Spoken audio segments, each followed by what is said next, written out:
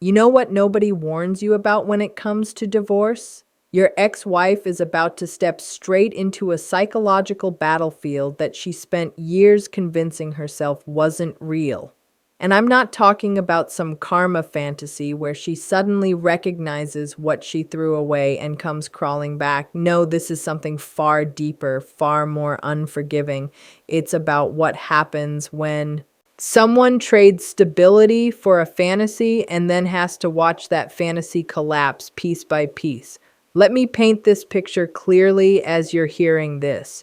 There are countless men sitting alone in their apartments, scrolling through their ex's Instagram, watching her upload quotes about new beginnings and living her best life. And these men torture themselves thinking she's out there thriving while they're sinking.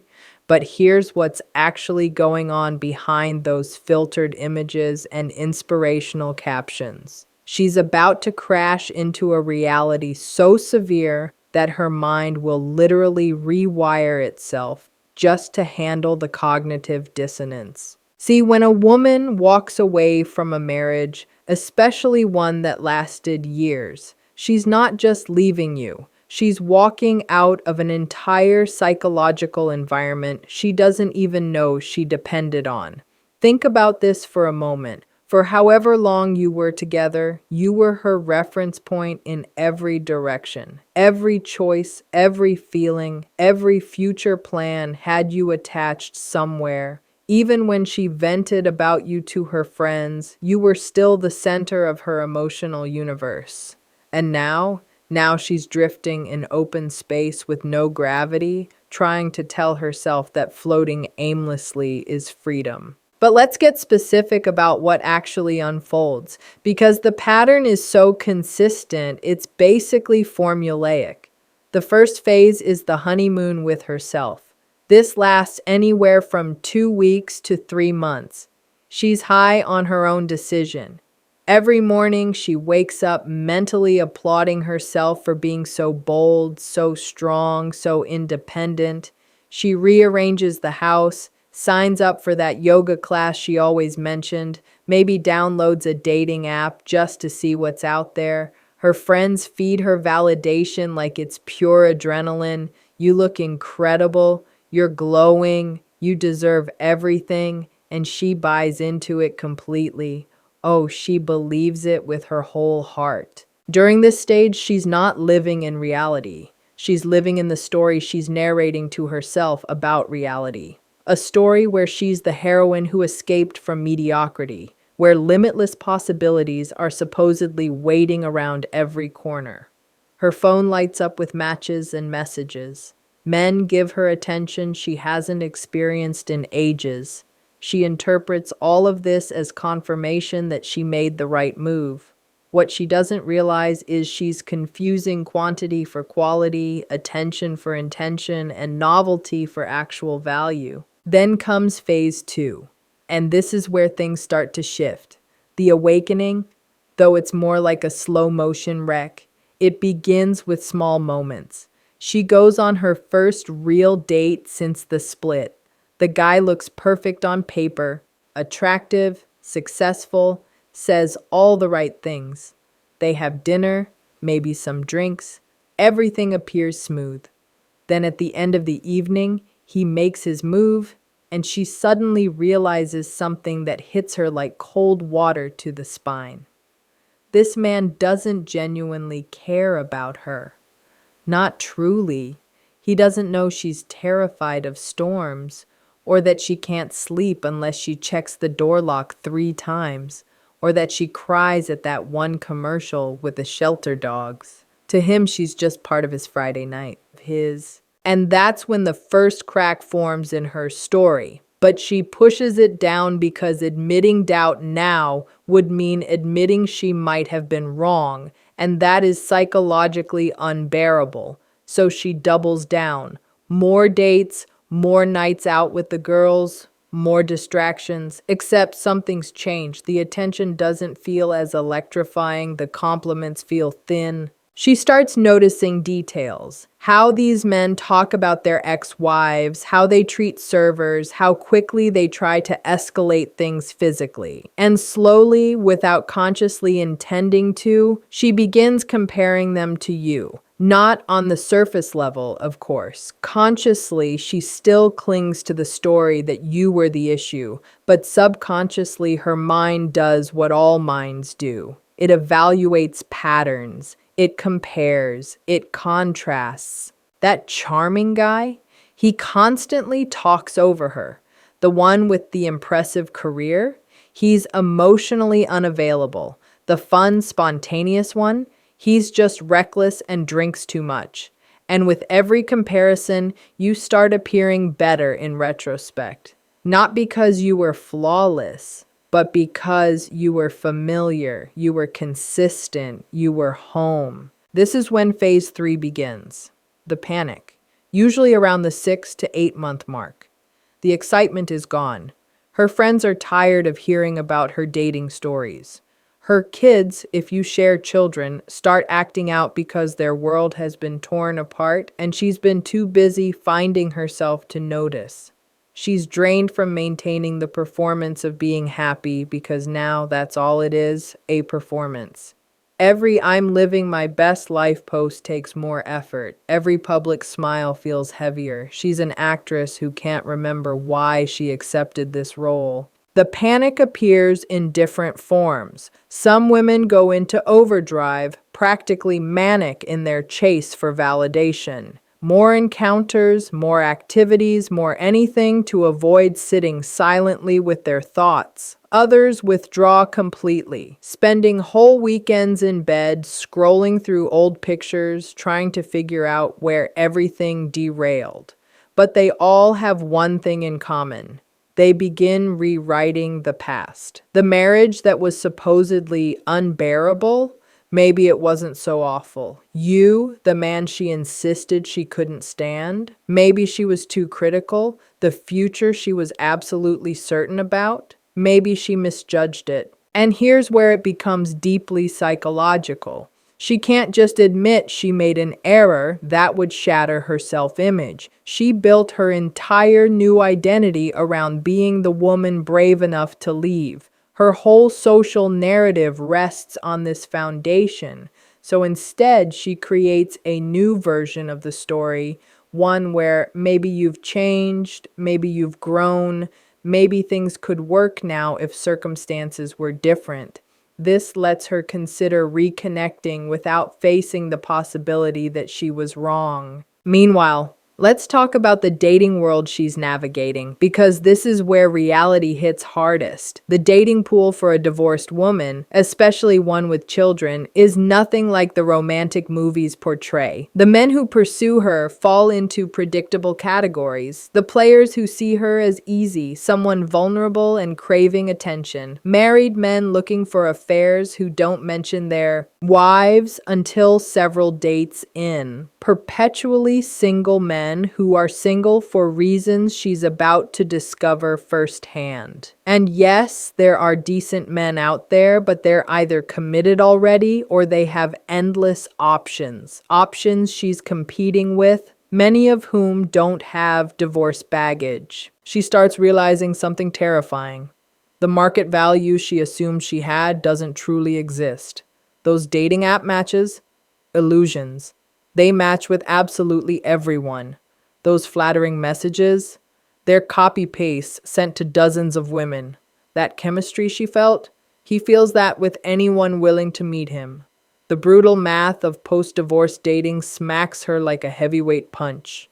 She's not special. She's not unique. She's another profile in a sea of profiles. Phase 4 is the reckoning. This usually happens around a year after the breakup, though it can take longer for women who are especially stubborn or especially skilled at fooling themselves. The reckoning begins when her psychological defenses finally crumble. She can't maintain the story anymore. The loneliness becomes suffocating, not the kind of loneliness where you simply wish someone else was around, but the deep kind the kind where you realize you destroyed your entire life for a fantasy that never existed. She'll be sitting alone in her apartment one night, maybe after yet another disappointing date or another weekend where the kids are with you, and it all hits her. The magnitude of what she's done, the permanence of it, the reality that she traded a flawed but real relationship for a perfect but imaginary one. And the weight of this realization is so crushing that some women literally cannot process it. Their minds shut down emotionally just to protect them. This is when the late night texts begin. You know the ones. They show up between 11 p.m. and 2 a.m. They start casual. Hey, how have you been? Or I was just remembering that time we. But what she's really saying is, I'm drowning and you're the only life jacket I know. Sometimes they're angry messages blaming you for things from years ago because anger is easier than regret. Sometimes they're nostalgic messages testing to see if the old connection still exists. But they all mean the same thing. The grass wasn't greener, it was fake turf. But here's what's really happening in her brain. She's dealing with cognitive dissonance so intense it's reshaping her neural pathways. Every day she's trying to reconcile two contradictory beliefs. I made the right decision by leaving, and I'm miserable, and everything is worse now. The mental strain of juggling these opposing truths is exhausting. It affects her sleep, her appetite, her focus. Some women develop anxiety, others sink into depression. Many fall into emotional numbness where they can't feel anything fully anymore because feeling would force them to face reality. Let me explain Sunday night syndrome. Divorced women hit their lowest emotional point on Sunday nights. Why? Because Sunday night is when the act ends. The weekend distractions disappear. The kids are asleep or at your place. Monday is coming, and with it, another week of pretending everything is great. And in that quiet pocket of time, the truth creeps in. She's alone. Not independent, not liberated, just alone. And here's the universe's cruel twist. Right around the time she's sinking into regret, you're probably healing. You've gone through your own stages, shock, anger, sadness. But men process divorce differently. We internalize, we rebuild, we fix ourselves, we take action rather than drowning in emotion. So by the time she realizes what she threw away, you're already becoming a new version of yourself with you. They bring new partners around the kids far too fast. They push for commitment before any real trust has had the chance to grow. They overlook obvious red flags because being with someone flawed feels easier than sitting with loneliness. These relationships always collapse, usually in dramatic fashion, leaving her even more hurt than before. And through all of this, you're the shadow in the background of everything. Not because you're doing anything at all, but because you're the benchmark, whether she admits it or denies it. Every man gets measured against you, not the real you she divorced, but the polished, idealized version of you her regret has built. The version of you in her memory is better than you ever were in real life. And no one can compete with a ghost she has perfected with hindsight. Here's what unfolds next, and this is where the psychology turns even darker. Around the 2-year point, sometimes earlier, sometimes later, she hits a crossroads. She can either face the truth and attempt to make things right, maybe even considering reconciliation, or she can double down on her narrative and rebuild her personality around that fiction. Most pick the second path. It's simpler. They become resentful, sharp, jaded. They join online communities that encourage their decisions. They turn into the women who tell other dissatisfied wives to walk away, not because it's genuinely wise advice, but because misery needs company, and they need others to validate their choice. The ones who choose honesty carry a different burden. How do you approach someone you hurt that deeply? How do you confess you were wrong after spending years convincing yourself you were justified? How do you ask for forgiveness when you don't even know if you're worthy of it? The psychological weight of that is suffocating. Many women say the hardest thing they ever did wasn't leaving.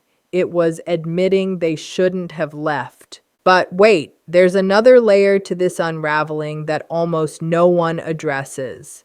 What happens to her sense of self on a deeper, almost biological level? When you're married for years, your identity stops being just you. It becomes the identity of an us.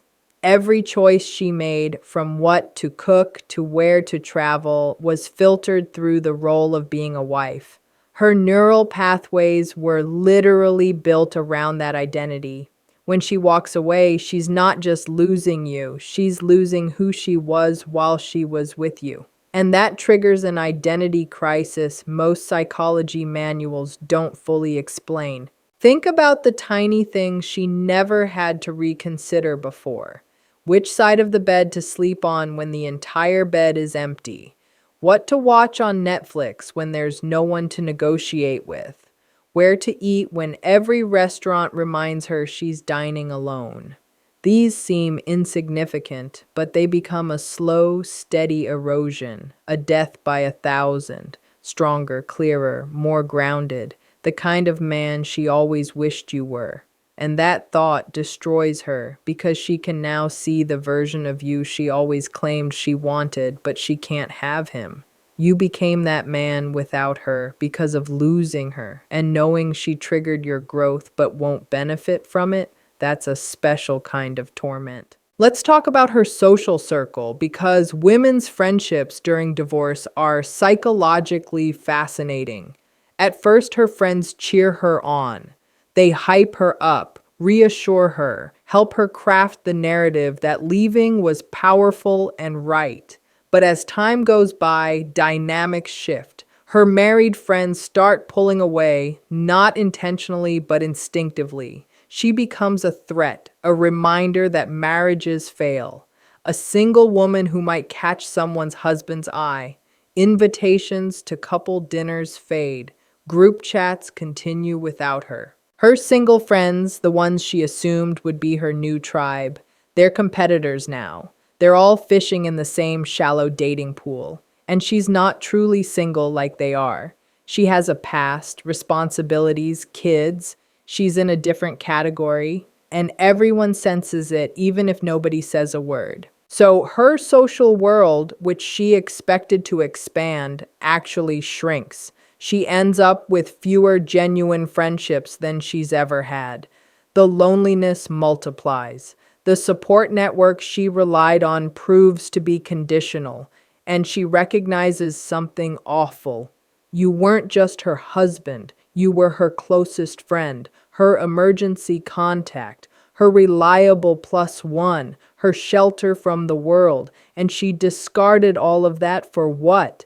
A belief that something better would show up. Here's a psychological truth almost nobody mentions. Women who leave long-term marriages often develop phantom relationship syndrome.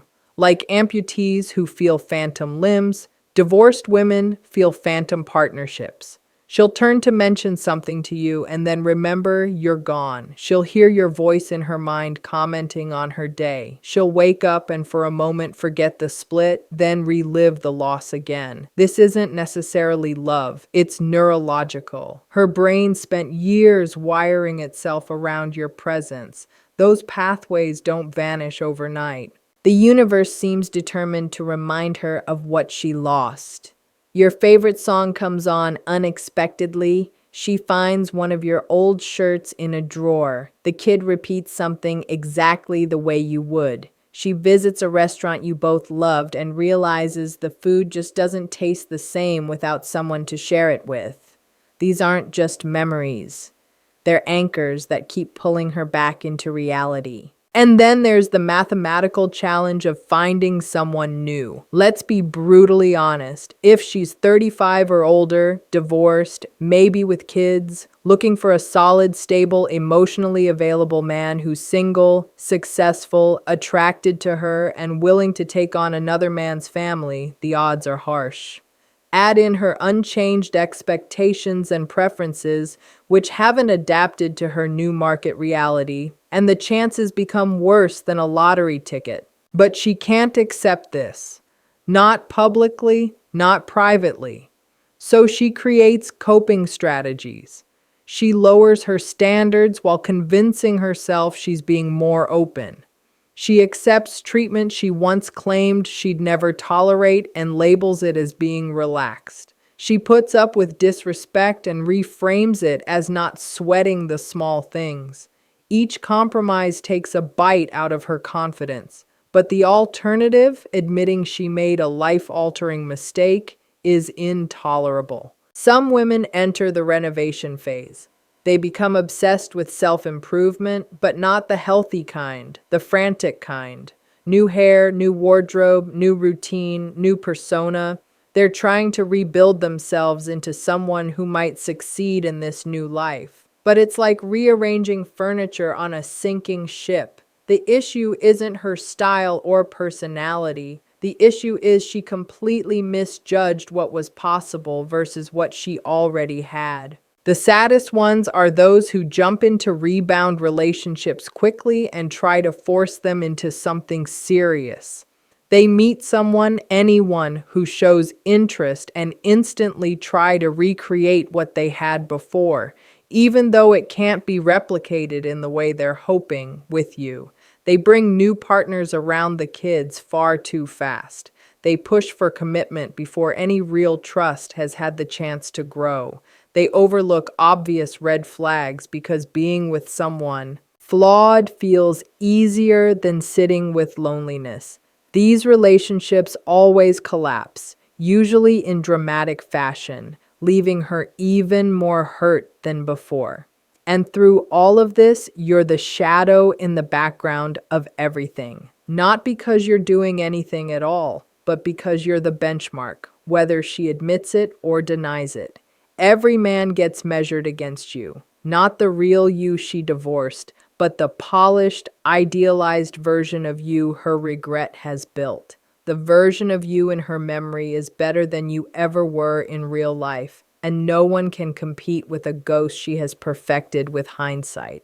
Here's what unfolds next, and this is where the psychology turns even darker. Around the 2-year point, sometimes earlier, sometimes later, she hits a crossroads. She can either face the truth and attempt to make things right, maybe even considering reconciliation, or she can double down on her narrative and rebuild her personality around that fiction. Most pick the second path. It's simpler. They become resentful, sharp, jaded. They join online communities that encourage their decisions. They turn into the women who tell other dissatisfied wives to walk away, not because it's genuinely wise advice, but because misery needs company and they need others to validate their choice. The ones who choose honesty carry a different burden.